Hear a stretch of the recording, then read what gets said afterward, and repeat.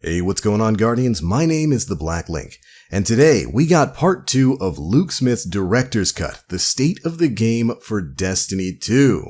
Part 1 of this dropped earlier this week and talked about plenty of things, including some things that we'll be looking forward to moving forward as Destiny 2 Shadowkeep arrives later this year. If you missed out on any of the information that was covered in Part 1 of these articles, I would definitely encourage you to go check out our video coverage of it. There should be a link to it down in the description box below. But today we got part 2, and this one's going to be covering a lot of really interesting stuff as well, including changes to the armor and mod system, how our Guardian's power progression system is going to be changing when Destiny 2 Shadowkeep arrives, and even more. Now, just like the previous video, we're going to be going through this as quickly as possible and summarizing some of the biggest bits of information to drop. So, without further ado, let's go ahead and dive on in. Now, of course, earlier this week, we had a live stream from Bungie showing off the new armor customization system, lovingly titled Armor 2.0 that we're going to be getting in Shadowkeep. And if you haven't checked that out either, man, you're missing out. You need to go check out that live stream, or at least the wrap-up Nim and I had, discussing a lot of the changes that are going to be coming along with that. But that's really where Luke Smith starts things out. He goes into detail a bit about how they came to the conclusion of what they wanted to do with the new armor customization system, that ultimately he wanted to give Guardians more control over how they look and especially over how they play, as Destiny pushes more and more kind of towards the RPG that we know it could be.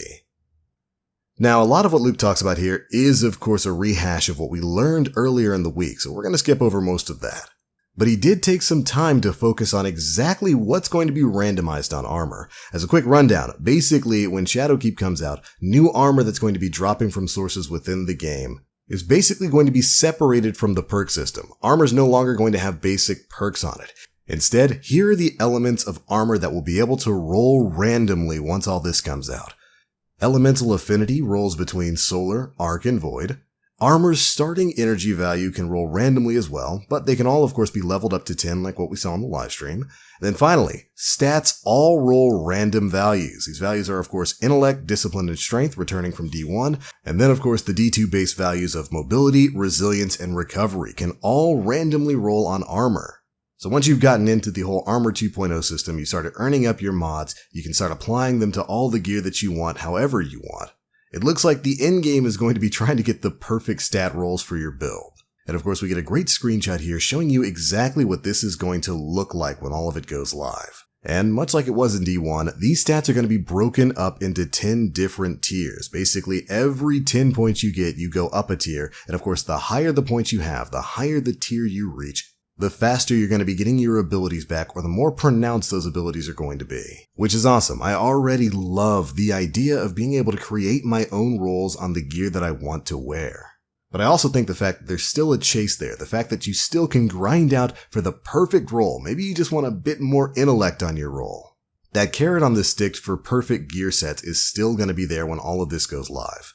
I'm very happy to hear that. Now, moving on here, additionally, Luke Smith also kind of repeated something to, kind of soothe some of the fears that a lot of people in the community might have had about their armor sets that they've got right now. If you've got a perfect set of armor, maybe it's all masterworked up, you've got super mods in every slot, you don't have to worry about that gear going away. They're basically not going to be touching those armor sets.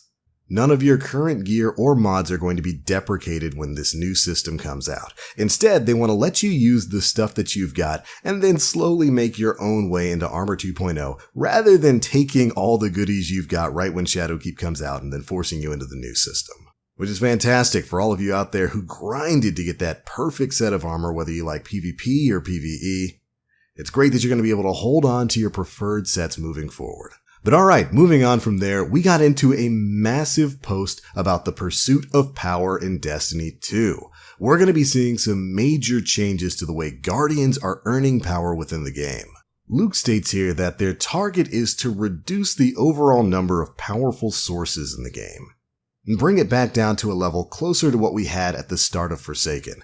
Basically, there's too many things to do in the game right now that drop too many things. Which I suppose makes sense when you get on a Tuesday afternoon and you look at your director and you think, okay, off to the Dreaming City. Then we've got all the forges. Then we've got Gambit Prime, the Reckoning, and all the other stuff that's been added in since Forsaken came out. So they're looking to streamline and focus the endgame a bit more by tampering down on some of those extra activities. But that's a really short way of looking at it. He goes way more in depth than that. Luke states that in Forsaken, as you overleveled an activity, meaning your power got higher than that of the activity's rewards would become less valuable. And the inverse was also true for being underleveled. In Shadowkeep, they've changed that. Instead, the system will advertise a consistent, expected powerful reward, regardless of your power relative to it. Meaning that there's ultimately going to be a bit less variance in the ranges of power drops that you get in most of the activities that you'll be playing. With one major change being that world drops. You know how you're out in patrol and you might kill an enemy and it drops a legendary engram. Generally, if you're near max light, those legendary engrams are well beneath your overall power level. That's going to be changing once Shadowkeep comes out. From now on, those world drops, that side grade as Luke Smith refers to it in this article, is going to drop at whatever your overall power level is. So if you're power level 912, those legendaries are going to drop exactly at your light, keeping them relevant to the content that you're running.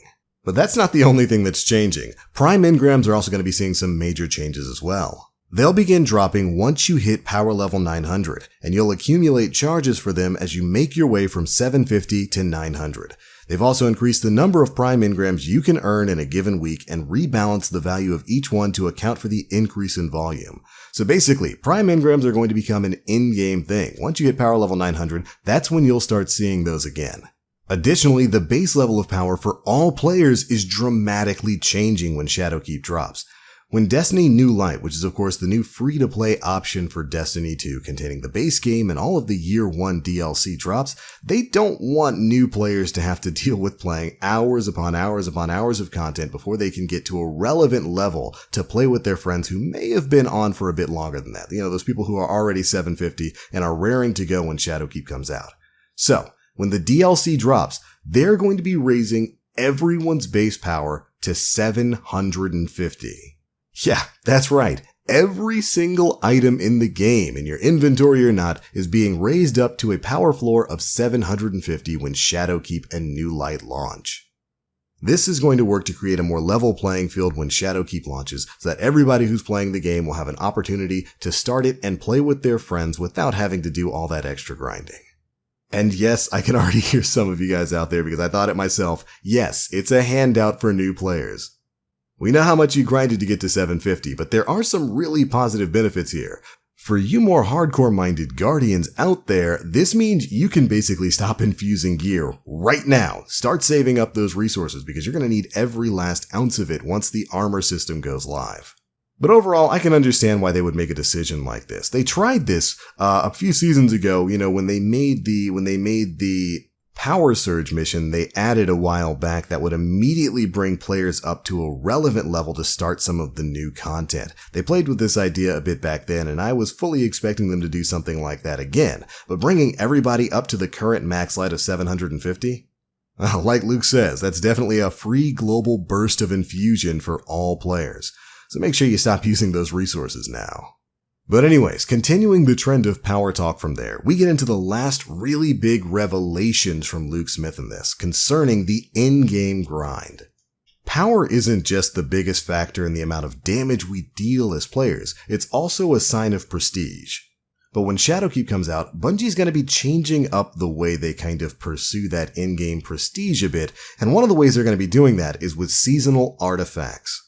Artifacts are going to be items that you get at the start of a season, and when you level them up, they can do a few things. First, they become a source of seasonal artifact mods, which are going to be unique mods that can be equipped only during that artifact season.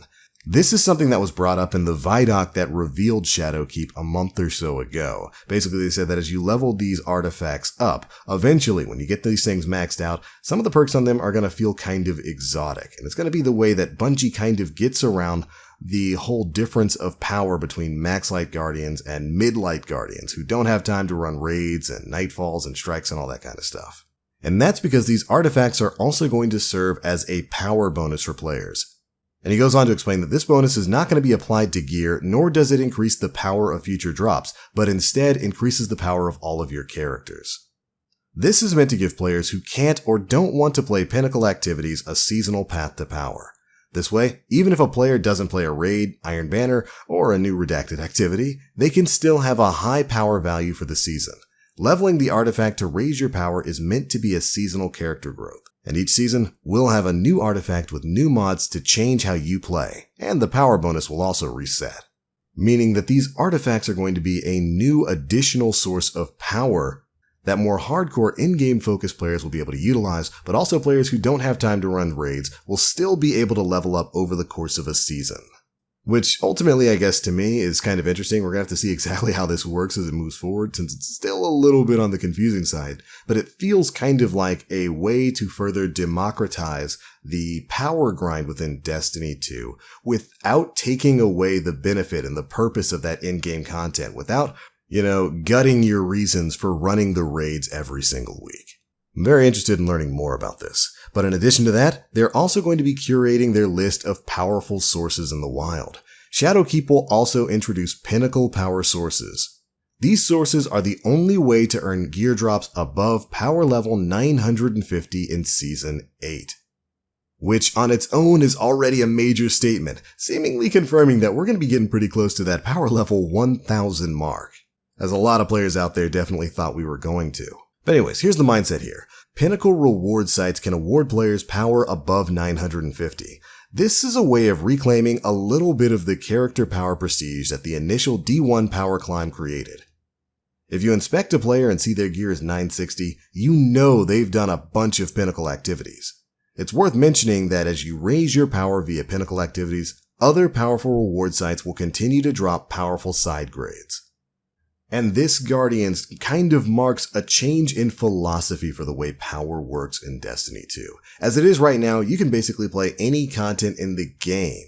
We've got PvP, we've got your weekly flashpoints, we've got the Dreaming City, we've got all the powerful bounties that you can do every single week to get you up to 750 light.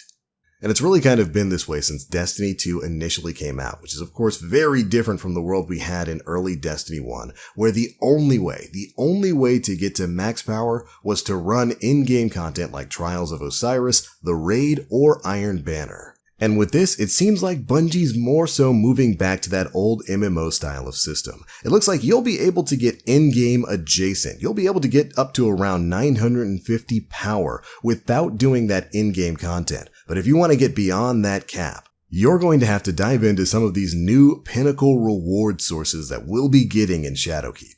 And I personally think that's fantastic. I think that's exactly what this game kind of needed to do. While I like the fact that everybody can basically get to near in-game playing whatever content they want, there is definitely something to be said for the lack of incentive to run certain raids. It's not like you run Last Wish or the Crown of Sorrow to get your power level up. You get your power level up before you even get in there. And that's definitely something that I think has been missing from Destiny 1. Remember, as frustrating as Forever 29 was, you were running those raids. You were running that Vault of Glass in order to get to that maximum power level. And that's really kind of the way it is in a lot of other MMOs. I've spoken about it multiple times, but I think of games like Final Fantasy XIV, where you can basically play tons of different content, do all kinds of your daily stuff to get to in-game adjacent levels of power. But if you want to get that max level stuff, you gotta play some in-game content. You gotta play some of those Pinnacle sources. And I'm kind of glad to see that Bungie's moving back towards that direction. And with them adding in this new artifact system as an alternative way to progress power throughout a season, I think this is fantastic all across the board.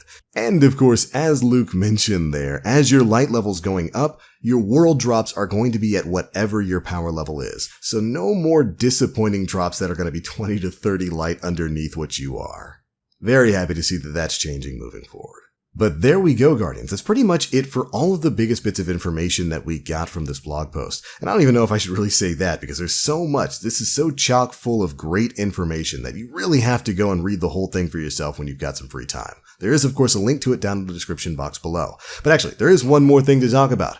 Luke revealed that there is going to be a part 3 to this director's cut.